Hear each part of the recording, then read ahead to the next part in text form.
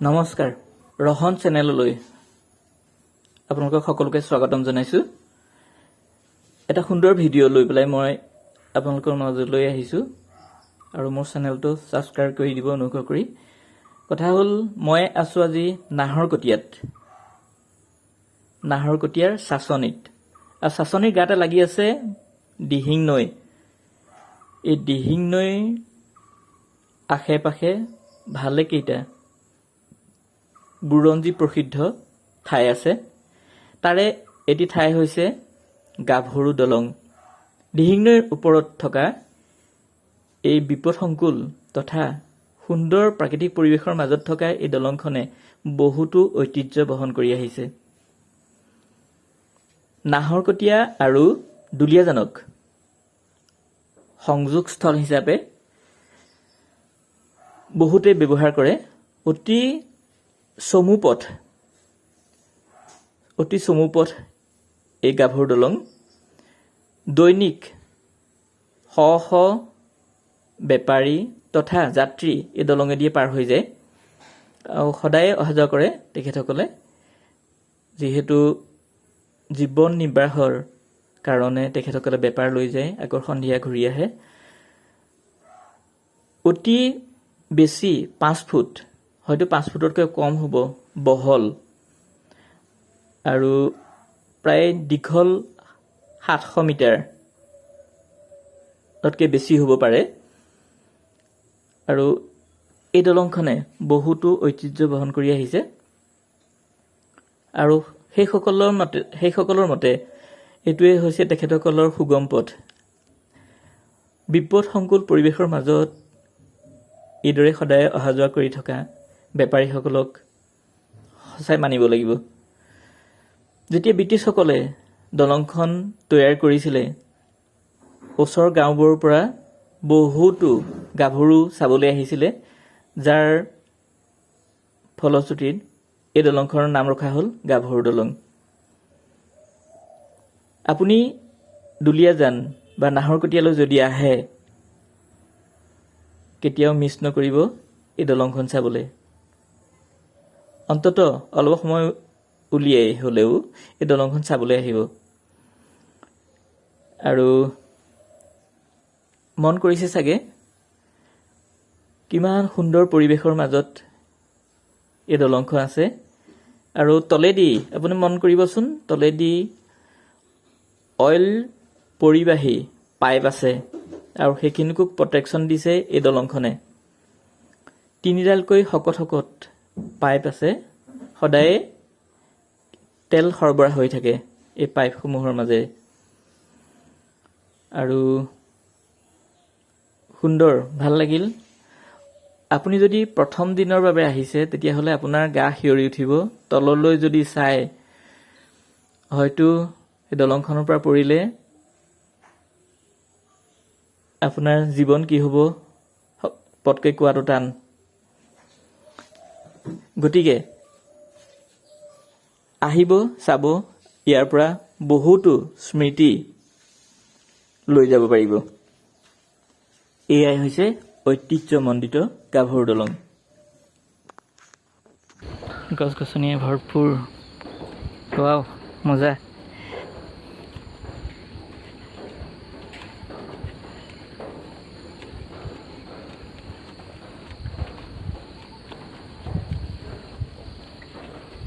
দিহিং নৈ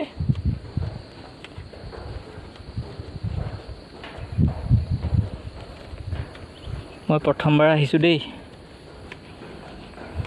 ভাল লাগিল বহুত ধন্যবাদ ছাৰক ধন্যবাদ জনাইছোঁ ইমান সুন্দৰ জেগা দেখুৱাইছে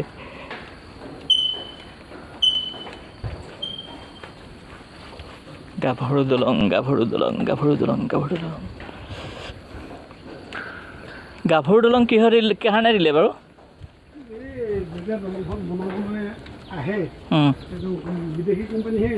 হয় বিদেশী কোম্পানী হয় হয়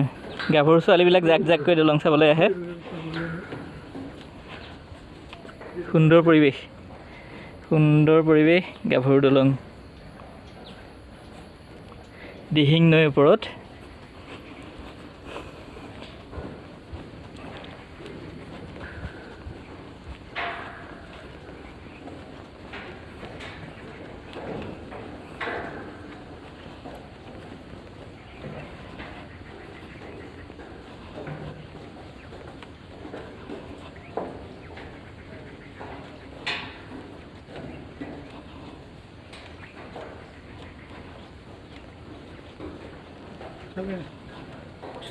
বহুত দূৰলৈকে ইফালে ইফালে বহুত দূৰলৈকে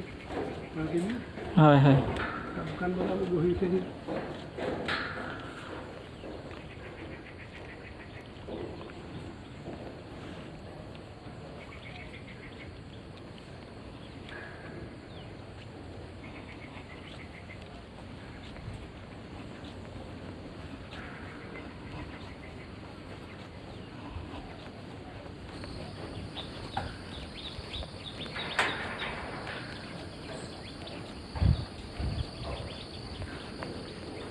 এবিধ কচু আছে তেলি কচু বুলি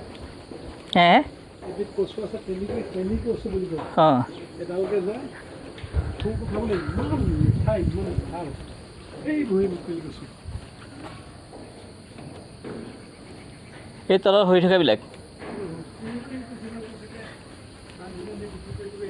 হয় হয়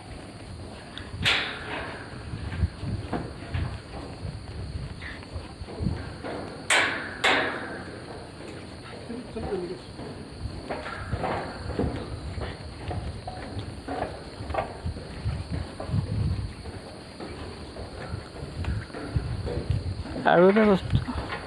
আমাৰ তাত এটা কচু পোৱা যায় কচুৰ নিচিনাই এইটো গাহৰি মাংসৰ লগত খাই হেনো টেষ্ট লাগে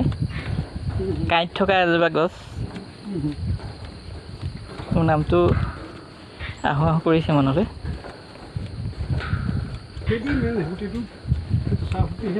হয় হয়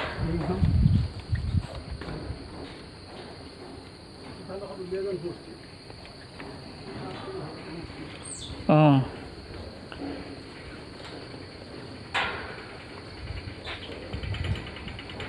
মেইন দিহিং এইখনহে নহয় জানো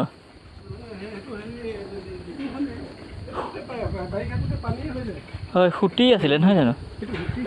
অঁ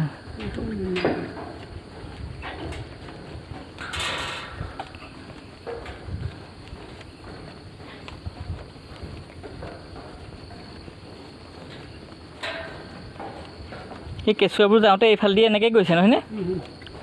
তেওঁলোকে হেৰি কৰা নাই সদায় অহা যোৱা কৰি থাকে চাগে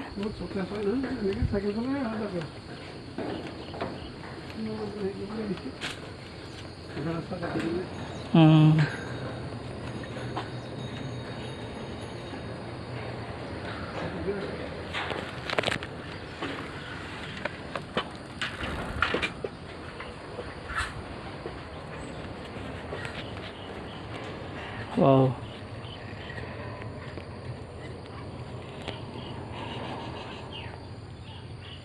ধুনীয়া জেগা দিহিং আৰু যাবগৈ জানো পাৰ হৈ যায়গৈ এয়া দিহিং নদীৰ ওপৰত গাভৰু দলং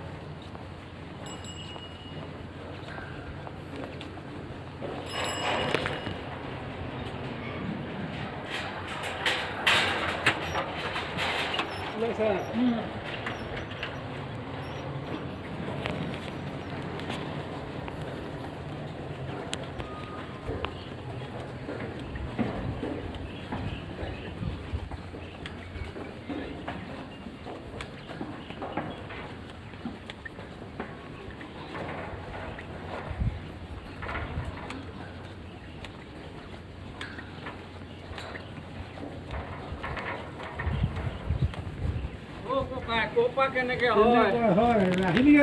মজা কৰি আহিল কেনেকুৱা বাকী ভাল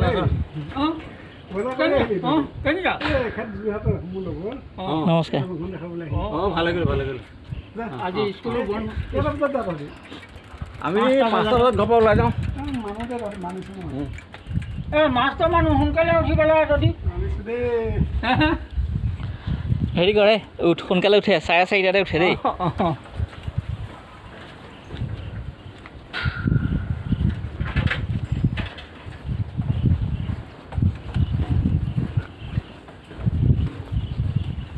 দুলীয়াজানৰ পৰা আহিছে তেখেতসকল নেকি? অঁ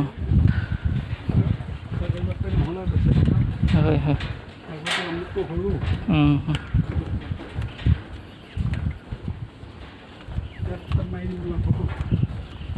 এটা কথা কি গম পায় নহয়, সেইকাৰণে তেখেতৰ বহুত ডাঙৰ ডাঙৰ নিচিনা লাগিছে। কঠোৰ পৰিশ্ৰম কৰা নহয়, এতিয়া পাইছো চাইকেল কৰি বেপাৰ সামৰি কথা একদম কথা হয় হয়। পাইছেহি সদায় যায় প্ৰত্যেক দিনে চলি যায় ৰেগুলাৰ হৈ যায়। হেৰি এইখনত যে চাইকেল চলাই গৈছেহে বুলিছোঁ দেই। হেৰি কৰি দিয়ে কষ্ট কৰি দিয়ে হয় নি?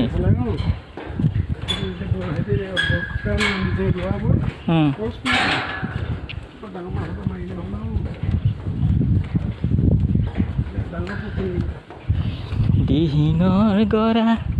জহিছে খহিছে আঁতৰৰ পৰা দেখাই দেখিছে মন দুয়োটি পাৰ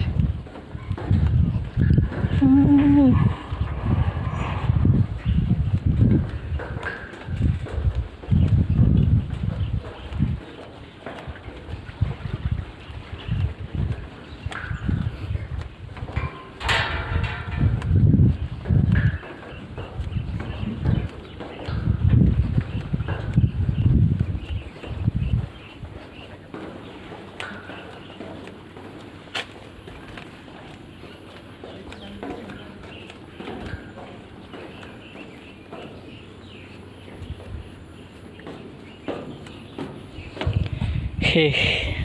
ইয়াতে শেষ মানে দোকান নেকি দোকান নহয়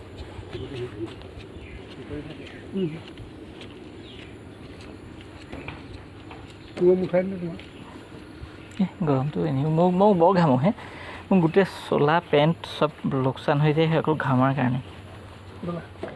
সেই অনুপাতে কিন্তু হেৰি খাওঁ ঠাণ্ডা পানী খাওঁ। ভাল চাব এফালে মাৰিলে ফটোটো এনেকৈ আপুনি এনেকৈ লওকচোন।